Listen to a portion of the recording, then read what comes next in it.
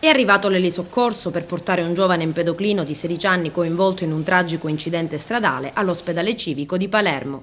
Lo scontro tra un SUV ed uno scooter è avvenuto stamattina alle 7 lungo la strada statale 115, a metà strada tra il bivio per i lidi empedoclini e contrada Ciuccafa.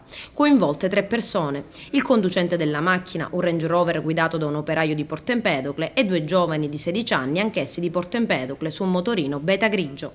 La dinamica è ancora al vaglio della polizia stradale di Agrigento. Pare che entrambi i mezzi andassero in direzione Porto Empedocle, con le spalle dunque al quartiere Bellavista. Illeso e sotto shock il conducente del SUV. Il ragazzo alla guida dello scooter ha riportato delle lievi ferite.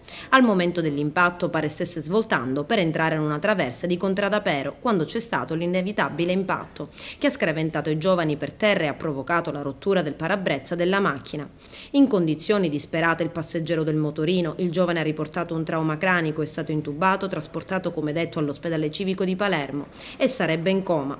Sul posto in pochi minuti sono arrivati i vigili del fuoco del comando provinciale di Agrigento, le pattuglie dei carabinieri della stazione di Porto Empedocle, le volanti della questura di Agrigento e del commissariato empedoclino e le ambulanze del 118. Chiusa per oltre 2 ore la strada 115 con grosse ripercussioni per il traffico. La chiusura è stata disposta per consentire ai soccorsi l'atterraggio dell'elisoccorso in un campo adiacente alla statale e i rilievi della polizia.